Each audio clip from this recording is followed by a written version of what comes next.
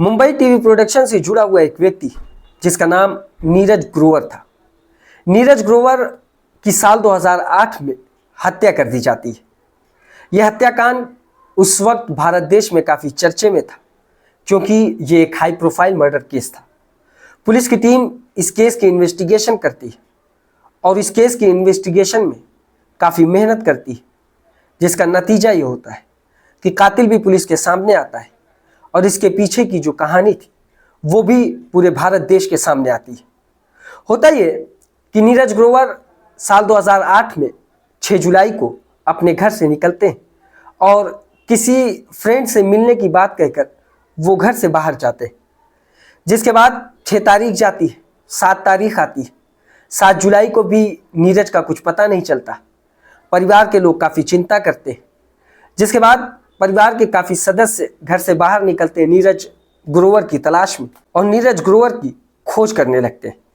लेकिन काफ़ी मेहनत के बाद भी नीरज ग्रोवर का जब कुछ पता नहीं चलता तो वो करीब के पुलिस स्टेशन में जाकर नीरज ग्रोवर की गुमशुदगी की रिपोर्ट दर्ज कराते हैं। जिसके बाद पुलिस की टीम एक्टिव होती है क्योंकि ये हाई प्रोफाइल केस था।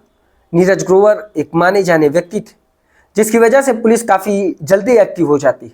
अब वो नीरज ग्रोवर की तलाश में जुट जाती है। सबसे पहले पुलिस की टीम ये पता लगाने की कोशिश करती है कि आखिर नीरज ग्रोवर किससे मिलने गए थे।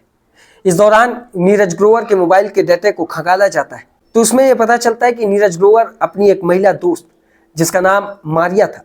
मारिया एक कन्नड़ अभिनेत्री थी, यानी कन्नड़ इंडस्ट्री की वो अभिनेत्री थी और वो इस वक्त मुंबई में थी। मुंबई में वो नीरज ग्रोवर के साथ काम करने के इरादे से आई थी और वो कुछ वक्त तक नीरज ग्रोवर के साथ भी रही थी। जिसके बाद पुलिस की टीम ये फैसला करती है कि वो मारिया से पूछताछ करेंगे। जब मारिया से पूछताछ की जाती है तो पता ये चलता है कि नीरज ग्रोवर आया तो था, लेकिन कुछ घंटे के बाद फिर वो वापस चला जाता है और घर जाने की बात करता है। पुलिस की टीम अब ये सुनते ही नीरज ग्रोवर के आसपास जितने भी उस इलाके के आसपास सीसीटीवी कैमरे थे उस वक्त उसकी तलाश में जुट जाती है। लेकिन क्योंकि उस वक्त सीसीटीवी कैमरे भी कुछ रेयर पाए जाते थे, बहुत ज़्यादा उसकी तादाद नहीं थी, तो कोई फुटेज उसमें सामने नहीं आती है जिसमें नीरज ग्रोवर किसी ऐसी स्पेसिफिक जगह पर दिखे। जिसके बाद पुलिस की टीम ये फैसला करती है कि वो अब टेक्निकल इन्वेस्टिगेशन की तरफ जाएगी। टेक्निकल इन्वेस्टिगेशन की तरफ जाने के लिए पुलिस सबसे पहले नीरज ग्रोवर के मोबाइल डेटा को खंगालती है। उसमें काफ़ी सारे नंबर आते हैं, लेकिन उस नंबर में जो सबसे आखिरी नंबर था जिस पे नीरज ग्रोवर ने बात की थी वो मारिया का था। अब पुलिस की तफ्तीश मारिया के ऊपर टिक जाती है क्योंकि मारिया के आगे कोई ऐसा व्यक्ति ही नहीं था जिसके साथ नीरज ग्रोवर का कोई कांटेक्ट हुआ। अब पुलिस की टीम मारिया की नाजानकारी में मारिया के ऊपर नजर रखने लगती है। इस दौरान पुलिस की टीम मारिया के घर के आसपास के लोगों से पूछताछ करती है। जो वहाँ का सिक्योरिटी गार्ड था उससे पूछताछ करती है, लेकिन कुछ खास जानकारी पुलिस को नहीं मिलती। अब इसी सिलसिले में जब टेक्निकल इन्वेस्टिगेशन की तरफ पुलिस गई थी तो उसमें ये लोकेशन चेक किया जाता है। जब तो ये देखने को मिलता है कि आखिरी मरतबा जो नीरज ग्रोवर का लोकेशन है वो मारिया के घर की तरफ ही बता रहा है। अब पुलिस की टीम क्योंकि उनके पास कोई प्रूफ नहीं था तो डायरेक्ट मारिया के ऊपर हाथ डाल नहीं सकते थे क्योंकि वो भी एक अभिनेत्री थी। इस वजह से पुलिस की टीम ये फैसला करती है कि वो मारिया का जो सिक्योरिटी गार्ड है उससे दोबारा से पूछताछ करेगी। जब मारिया के सिक्योरिटी गार्ड से दोबारा पूछताछ की जाती है तो पता ये चलता है कि मारिया और उसका एक साथी वो दोनों रात के करीब 1 बजे अपने घर से निकलते हैं और वो रात में ही अपने डिग्गी में कुछ प्लास्टिक से भरे हुए बैग रख रहे थे। जैसे ही पुलिस को ये जानकारी मिलती है पुलिस का इरादा थोड़ा पुख्ता होता है। पुलिस का यकीन बढ़ने लगता है मारिया के ऊपर कि हो सकता है कि मारिया इस केस में इन्वॉल्व। दोबारा से अब मारिया से पूछताछ करने का फैसला करती है। जब पुलिस की टीम तीसरी मरतबा मारिया से पूछताछ कर रही थी तो उसके सामने कुछ तथ्य भी रखे जाते हैं, जैसे मोबाइल लोकेशन और जो सिक्योरिटी गार्ड का बयान था, और इस तरीके की कुछ बातें उससे की जाती हैं। तो मारिया टूट जाती है और मारिया इस बात को एक्सेप्ट करती है कि वो नीरज ग्रोवर की गुमशुदगी में शामिल है, और ना ही सिर्फ गुमशुदगी बल्कि हत्या में शामिल है। यानी नीरज ग्रोवर की हत्या कर दी जाती है और हत्या कुछ इस तरीके से की जाती है कि पुलिस सुनती है तो पुलिस के भी रोंगटे खड़े हो जाते हैं। असल में होता ही है कि मारिया कन्नड़ इंडस्ट्री से निकलकर अब मुंबई की टीवी इंडस्ट्री में अपना पैर जमाना चाहती थी और इसी सिलसिले में वो नीरज ग्रोवर के साथ जुड़ जाती है। नीरज ग्रोवर के साथ जुड़ने के बाद इन दोनों के बीच काफी करीबी हो जाती है, जबकि मारिया का एक पहले से बॉयफ्रेंड था जिसका नाम मैथ्यू था। मैथ्यू एक नेवी का ऑफिसर था। मैथ्यू और मारिया के बीच रिलेशन काफी पुराना था, लेकिन यहाँ पर मुंबई आने के बाद मारिया के साथ नीरज ग्रोवर का नाम जुड़ जाता है और वो नीरज ग्रोवर के साथ काफी वक्त बिताने लगती है। होता ये कि 6 तारीख के बाद जब 7 तारीख को नीरज ग्रोवर मारिया से मिलने के लिए उसके घर जाते हैं, तो घर में दोनों एक ही कमरे में मौजूद होते हैं।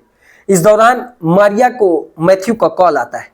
मैथ्यू मारिया से जब बात करता है तो उसे उस कमरे से किसी मर्द की आवाज़ आती है। वो मर्द कोई और नहीं बल्कि नीरज ग्रोवर था। जैसे ही मैथ्यू को यह पता चलता है, मैथ्यू फौरन मारिया से कहता है कि तुम उसको फौरन अपने कमरे से बाहर निकालो, लेकिन मारिया इस बात को नज़रअंदाज करती है और मैथ्यू के कहे के मुताबिक भी वो नीरज ग्रोवर को अपने कमरे से बाहर नहीं निकालती। जिसके बाद फौरन जो मैथ्यू था वो फ्लाइट पकड़ता है और मुंबई चला आता है। मुंबई आने के बाद वो मारिया के घर जाता है।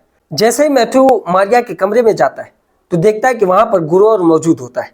जैसे ही वो ग्रोवर को देखता है, फौरन ग्रोवर के साथ उसकी हाथापाई शुरू हो जाती है। हाथापाई के दौरान मैथ्यू को काफी गुस्सा आ जाता है और गुस्से के चलते मैथ्यू ने चाकू निकाला और उस चाकू से ग्रोवर के ऊपर लगातार चाकुओं से वार करना शुरू कर देता है, जिस कारण से राजीव ग्रोवर की वहीं मौके पर मौत हो जाती है। जिसके बाद मारिया और मैथ्यू ये दोनों आपस में मिलकर राजीव ग्रोवर की बॉडी के टुकड़े टुकड़े करते हैं और उसके बाद उसके टुकड़े को रात में अपनी कार में रखकर वो जंगल लेकर जाते हैं और जंगल में उसके टुकड़ों को आग लगा देते हैं। जिसके बाद ये सारा बयान पुलिस नोट करती है। पुलिस बयान को नोट करने के बाद मारिया के साथ साथ मैथ्यू को भी गिरफ्तार कर लेती है। गिरफ्तार करने के बाद फिर उनकी निशानदेही पे उस जंगल में जाती है और वहां जाकर जो बाकी के अवशेष बचे थे उस लाश के, उसे उठाती है, इकट्ठा करती है, जिसमें जबड़े के कुछ हिस्से, दांत और कुछ हड्डियां पुलिस को मिलती हैं। पुलिस सबूत के तौर पर उसे अदालत में पेश करती है। जिसके बाद जो मैथ्यू था उसे 13 साल की सज़ा सुनाई जाती है अदालत के द्वारा, और जो मारिया थी उसे सबूत मिटाने के जुर्म में 3 साल की सज़ा सुनाई जाती है। जब तक ये ट्रायल चल रहा था तब तक मारिया 3 साल की सज़ा अपनी पूरी कर चुकी थी। इस वजह से अदालत ने जैसे ही 3 साल का फैसला सुनाया, उसी वक्त मारिया को रिहा कर दिया जाता है। लेकिन मैथ्यू उसके बाद फिर 10 साल जेल में रहता है और 10 साल और काटने के बाद फिर वो भी जेल से रिहा हो जाता है। ये थी आज की कहानी। इसी तरह की और कहानी सुनने के लिए हमारी इस वीडियो को लाइक करें, हमारे चैनल को सब्सक्राइब करें और बेल आइकन को जरूर दबाएं।